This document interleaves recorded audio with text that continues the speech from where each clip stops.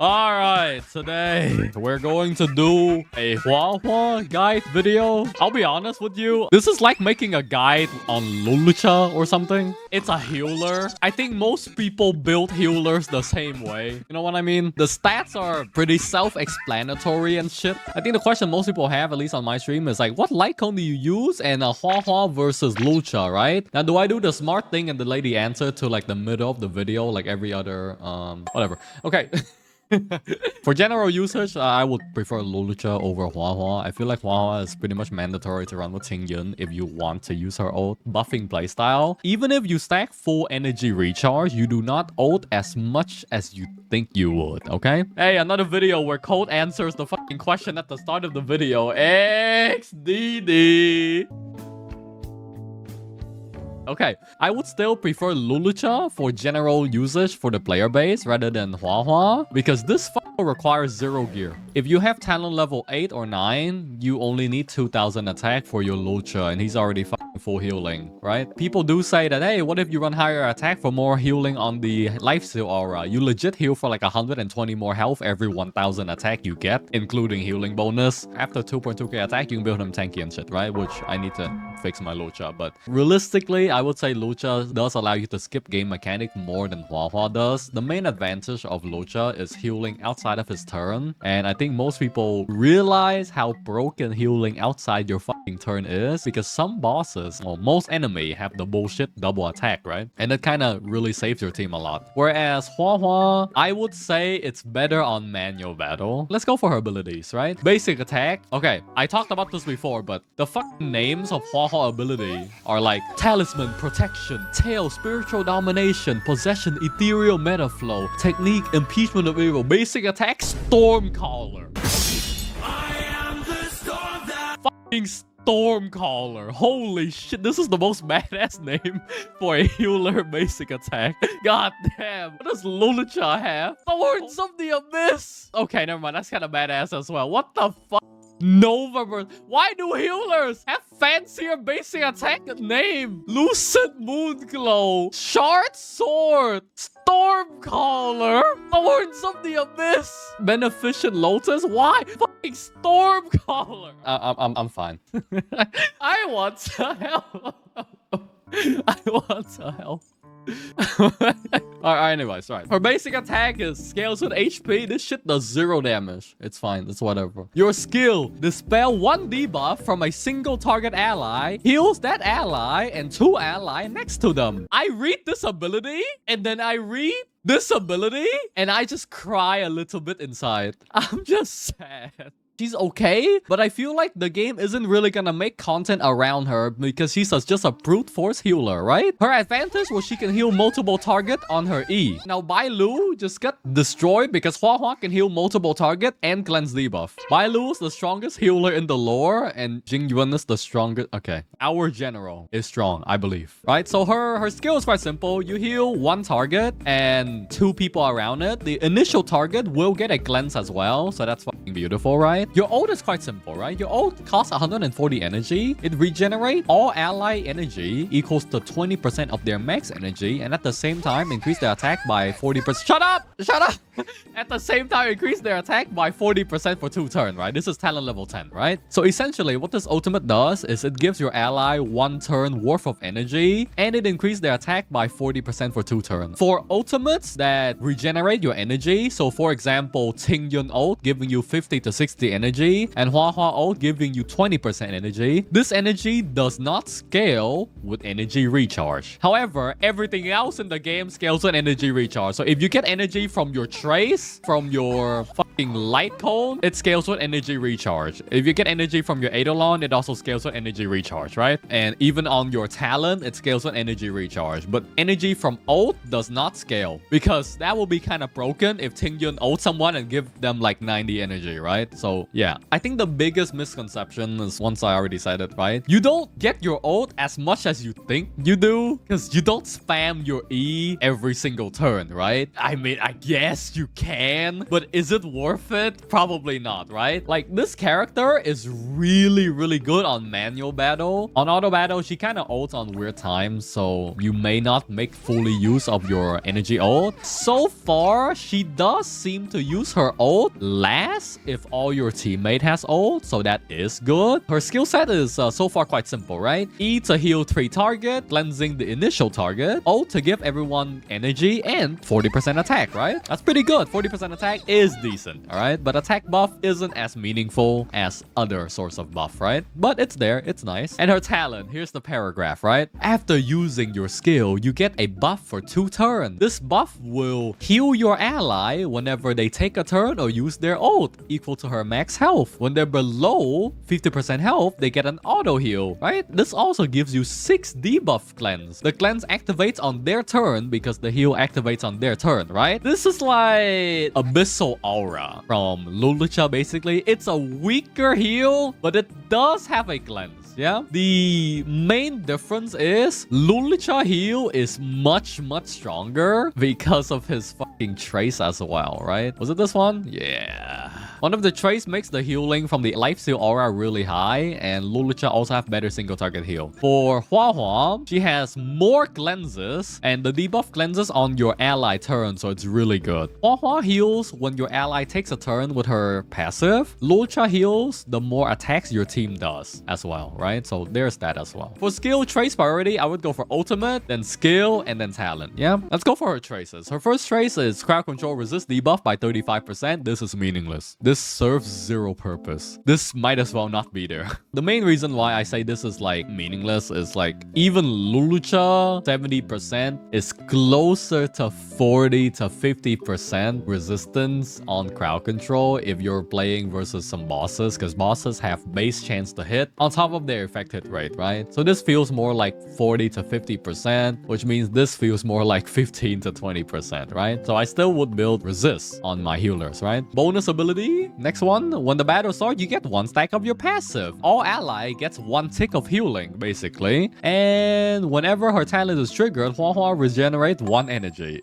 Bro, like, this is kind of sad. They could have made this 2. You could have made this 2, you know? 1 energy is more than 8 energy every rotation. True, but still, you know, it feels kind of sad. Yeah, like, the only reason why it's 1 energy is if you, for some reason, have the max level of this light cone, isn't it? It's pretty fucking good. You'll be getting 2 energy, roughly, right? With a full regen build, yeah? So once again, for trace priority, you go for ultimate, then skill, then talent. You can basically ignore basic attack. You realistically only get these traces for the HP and effect resistance, right? The passive themselves aren't really meaningful. They're there though. My current Huohuo build is 6,000 health, 1,600 defense, 137 speed, 136 energy regen, and 83 resist, 34 healing bonus. I prefer having healing bonus and resistance on my healers and generally making them tanky because like it feels fucking horrible in my opinion to have your healers, tanks get stuns or defense break, right? By any means. They're the one keeping the teams alive, but if they're not taking any turn, they're kind of useless, right? So 80% resist plus the crowd control resist is enough. For some reason, I think was it speed down and action delay doesn't count as crowd control debuff, right? Which means if you run 0 resist, you can't get delayed by fucking forever, right? So for example, the enemies with like annoying delay would be the new boss. This enemy delay you by like 70% and a Rumaton delay you by like 100% if you count the imprison, right? I would say having good resist on your healer is good. Other than that, you prioritize tanky stats, right? I would go for like maybe like 6k health, decent speed, decent resist, and good defense on your character, right? If you want to run like a 0 resist Huohuo build, she needs 161 speed. That's the secondary build, right? You either run good resist and slower and more tanky stat, or lower resist or 0 resist, but make her very fast in order to make use of the cleanse, right? But that only happens if you're manually using your E when your team is fucking full health, so you can get more cleanses out, right? This is my current gear if you want to see it. It's HP and speed. It's just stat stick, right? Quite normal and comfy. I run healing bonus, speed, HP, and energy regen. This is horrible, but it's there, I guess. Yeah, realistically, a healer doesn't need like turbo good gear to function. Every piece has effect resistance. That's just my gear in general. For set effects, basically everything, no? Like, you can run for HP set, speed set, there's a healing bonus set as well, I suppose. For my account, I just have really fucking good support gear because I spam this domain, right? And then my DPS has a 2-piece speed, 2-piece HP as well, so they're kind of tanky. The wind set also works, but you won't see a lot of effect from wind set because, once again, right? You won't be ulting as much as you think you would unless you're fucking playing like Blade Jinglu and your team constantly burn their own health, so you E more often, right? Alright, for Lightcone, obviously her 5-star Lightcone is really good. It gives you 12% regen. When you use ultimate, you will also heal your ally. Your ultimate normally doesn't heal, and it gives you attack buff. This attack buff goes up to 12% attack. If you really want me to say, 12% attack is kind of meaningless if all your characters are built, unless you have some really weird min-max build, but 12% attack is kind of meaningless, so it's fine. It's there, I guess. You can use this Lightcone on Luocha. This is Luocha Messin slot. This is Luocha Mess Lightcone. Luocha W again. Luocha can heal on ult with that Lightcone, and I'm pretty sure Luocha triggered this passive easier because Luocha Lifesteal Aura, if he puts the aura up, all your ally attack, they all get the buff, no? So for 5-star, undisputedly, is Knight of Fright would be the best 5-star. I would like to say something about this one. If you have this Lightcone 5-star, this gives you HP, healing bonus, and it buffs your ally attack for 1 hit every time you heal them. The damage you upgrade for your teammate is kind of meaningless, right? And if you want to use the HP and healing bonus, the free Lightcone you get from the event is basically the same thing, right? The only advantage this 5-star have over the free one is it has higher base stats, so you're tankier and you technically heal more, right? And the little bit damage buff, right? Knight of Fright would be best. Time waits for no one, and this one is pretty much close enough. Post Ops is basically a 4-star version of Knight of Fright. This gives you 16% energy regen, and the healing bonus on your ult is meaningless because your ult does not heal. Shared Fueling is the option a lot of people are picking. It gives you 20% healing bonus, and it regenerates 4 energy for all ally when you use your skill. You won't be using your skill that often. Realistically, you're using it once every 2 turn or 3 with Eidolon. I think for most people, Shared Fueling is a pretty good and probably the top 4-star Lightcone option, right? Post Op gives you more energy for yourself, but you don't get to use the second part of the ability. Shared Fueling is pretty universal, more healing bonus, little bit of energy for your team when you use your skill, that's fine. My personal favorite for 4-star is this one, because if you have good gear, this is really good. Perfect timing when you have 60% resistance or higher is basically making your healer undebuffable, and it gives you more healing bonus. But that's kind of rough to do, to be honest, right? Clip Pro, I think people are sleeping on this Lightcone, right? If you have a 161 speed healer with this Lightcone, it's kind of insane. Every single time your healer takes a turn, your teammate gets an extra turn, basically. It's really good. However, you need a speed healer build. Just have 161 speed healer, yeah. 3-star, this gives you more healing bonus, always universal. Find Fruit is kind of meaningless. And Multiplication is a Luocha specific thing because realistically, Luocha is the only one that's allowed to basic attack 24/7 without ever using a skill. This is okay on her, I suppose. In my opinion, the best one to run on her is Knight of Fright for 5-star, Shared Fueling for 4-star, or Hey Over There. Perfect Timing is more for like if you have like a more well-built healer, and Post Op similar-ish, I would say, where you need more stats. Whereas Shared Fueling, if you have bad stat, it works, right? I think most people don't have like hyper invested healer gear unless you lost all your luck on crit gear and only got tank gear, but yeah. So that would be Lightcone, right? I'm not gonna talk about this one. I don't think anybody pulls this. I pulled E1 because E1 allows your talent to be 3 turn instead of 2 turn, and when you have your talent, all ally speed is increased by 12%, which is pretty big. The reason why I pulled for E1 is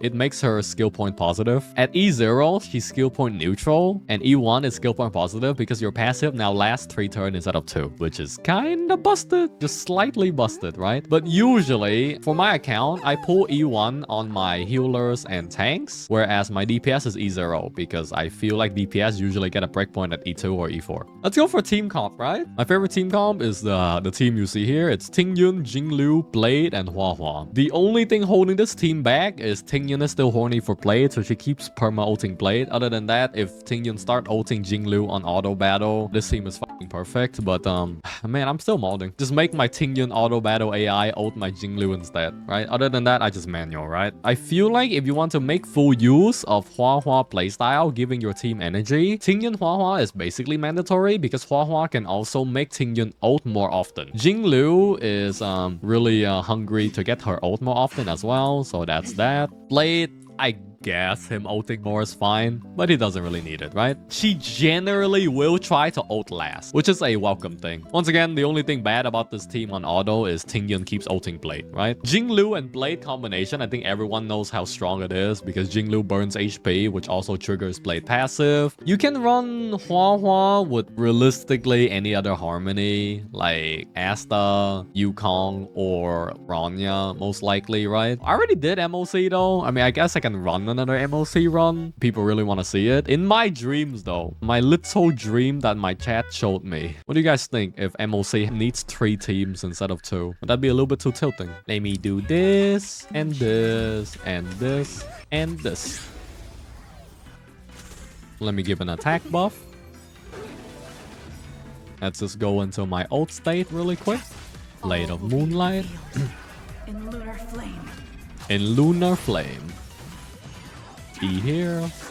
I get energy on the kill, so that's a lot of energy. Just basic attack here. E. Basic attack. Leave. He should be dead. Next is this too. Sure, let's just skip. I don't care anyways. Let me skill with Huohuo. If I skill with Huohuo, I can do another in lunar flame. Oh, no, I can't. Attack buff this. Like, I want the monkey to slam my Tingyun because she's the tankiest person in the team. Okay, I'm gonna use in lunar flame because I have my ult again. And then I'll use my skill again. Monkey should be gone. Do I need to heal? Nah, just basic attack. Sedacious Discernment. I'm gonna ult again. Jinglu has not gone out of her ult state yet, but you know, it's fine. Blade hit here. E. And then in lunar flame again. That's I'm still 29 turns, right?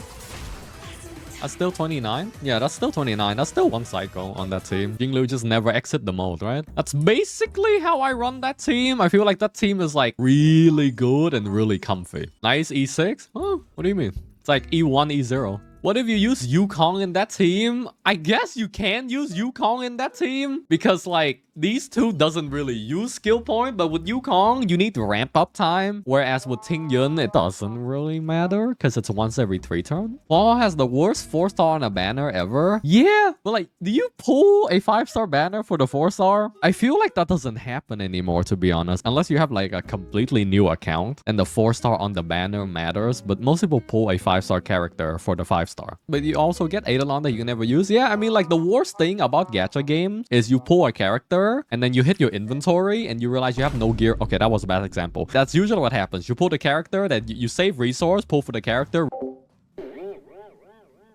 Jesus Christ, guys. I'm trying to say something here.